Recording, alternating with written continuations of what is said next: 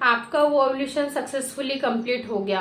Ovulation तक तो आपने सारे प्रिकॉशंस रखे, आपने अपनी डाइट अच्छी रखी, आपने ओव्यूलेशन को कैलकुलेट किया, सिम्टम्स को मॉनिटर किया, आपने ओव्यूलेशन के दिनों में ऐसी कोई भी गलती नहीं करी जिससे कि आपका ओव्यूलेशन डिस्टर्ब हो। यानी कि आपने हर वो मुमकिन कोशिश की जिससे कि आपका जो ओव्यूलेशन है वो बिल्कुल सक्सेस होना चाहिए, एक फर्टिलाइज्ड होना चाहिए। यहाँ तक आते आते आपके ऑलमोस्ट 14 से 15 डेज कंप्लीट हो जाते हैं, यानी कि ओव्यूलेशन की प्रक्रिया कंप्लीट होने तक 14 से 15 दिन निकल जाते हैं। अब बचे लास्ट के 14 दिन यानी कि 2 वीक का वेट पीरियड।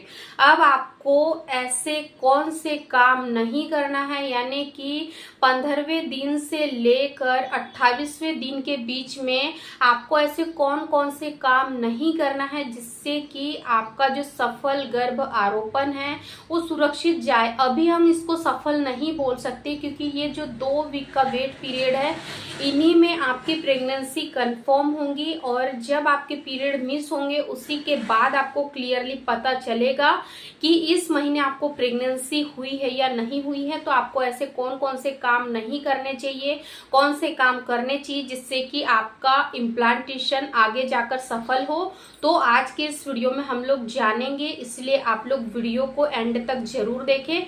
चलिए आज के इस वीडियो को हम लोग बिना देर करे शुरू करते हैं।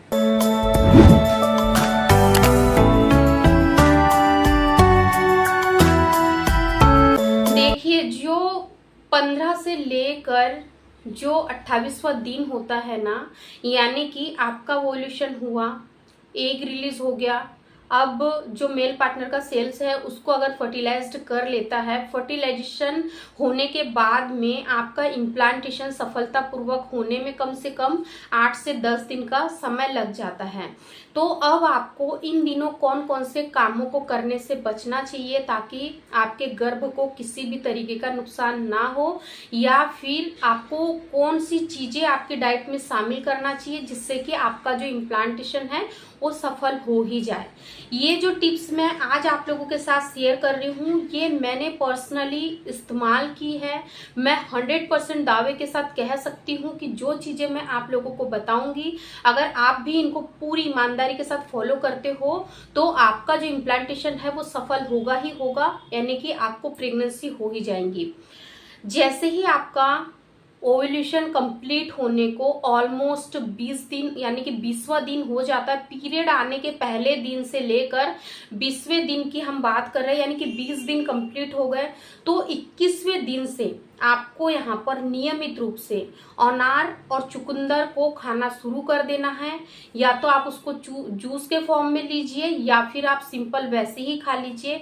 इसको खाने से क्या फायदा आपको मिलेगा? सबसे पहली चीज जो आपके इम्प्लांटेशन को सफल बनाती है, यानी कि जो आपकी एंडोमेट्रियम की लाइन है वो अच्छे से प्रिपेयर होगी, और जब एंडोमेट्रियम की लाइन अच्छे तरीके से प्रिपेयर होंगी तो फिर आपकी यहाँ पर प्रेगनेंसी होने में कोई भी बाधा नहीं आएंगी। सेकेंड चीज, आपको यहाँ क्या खाना है? आपको यहाँ पर खाना है डेली नियमित रूप से यहाँ पर आपको तिल और सूरजमुखी के बीज का भी आपको इस्तेमाल करना है। सीड साइकिलिंग पर मैं वीडियो आप लोगों के लिए बहुत ही जल्दी लेके आऊंगी।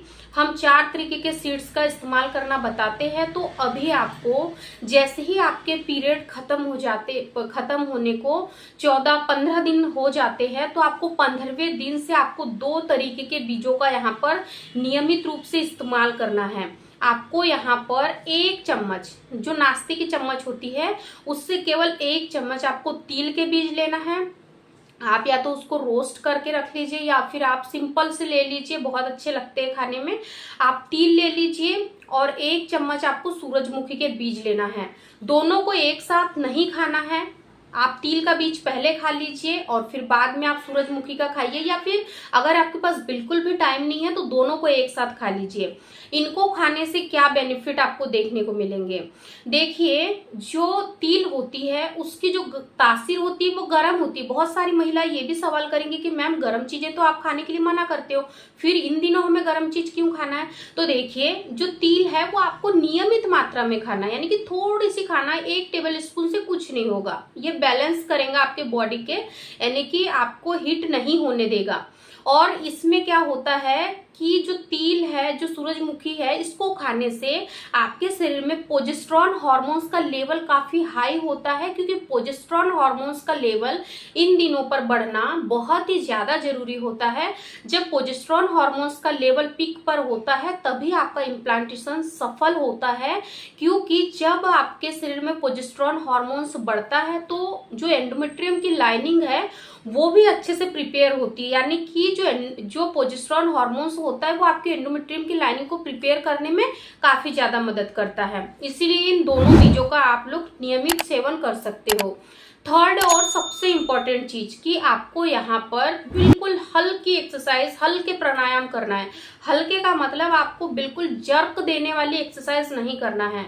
जो एक्सरसाइज करने से आपके यूट्रस पे डायरेक्ट इफेक्ट पड़ता है, दबाव पड़ता है, ऐसी एक्सरसाइज करने से इन दिनों बचिए। हल्की लाइट एक्सरसाइज करिए, हल्की ब्रीथिंग एक्सरसाइज करिए, अपने आप को शांत रखने के लिए, यानी कि धीरे धीरे रिलैक्स होकर ब्रीथ करिए, मन को शांत करिए, क्योंकि जब आप मन को शांत करोगे तो इससे भी आपके यूट्रस में यानी कि जो ब्लड का सर्कुलेशन है वो बढ़ेगा।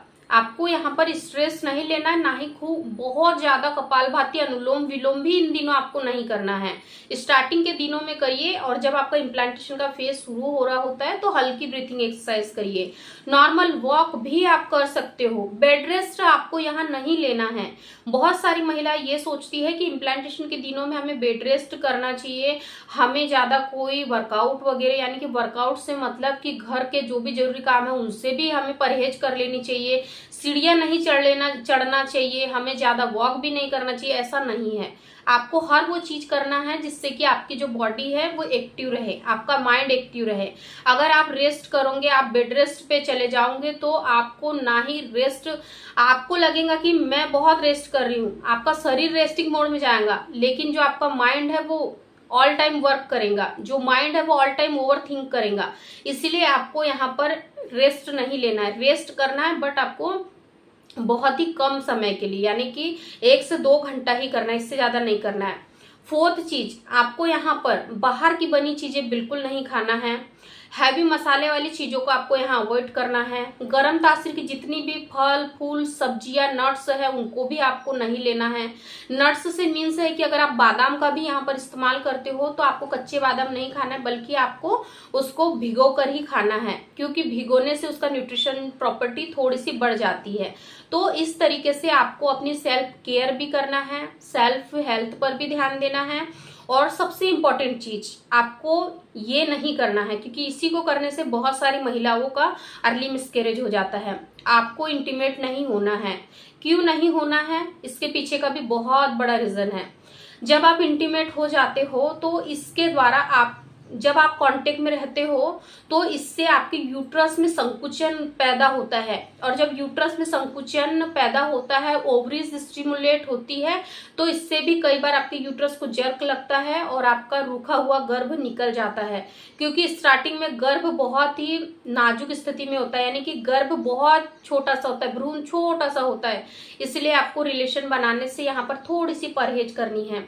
मेरे बताए हुए तरीके से आप चलोगे, 4 से 5 टिप्स को अगर आप पूरी ईमानदारी के साथ फॉलो कर लोगे तो आप यकीन मानिए आपको भी केवल और केवल 2 से 3 महीने, बहुत तो बहुत 3 महीने के अंदर ही आपको गुड न्यूज देखने को मिलेंगी। इसीलिए इन टिप्स को आप लोग फॉलो करें, और जो भी वीडियो से रिलेटेड आपके सवाल रहते हैं तो कमेंट बॉक्स में आप लोग हमारे साथ साझा कर सकते हैं। Thank you.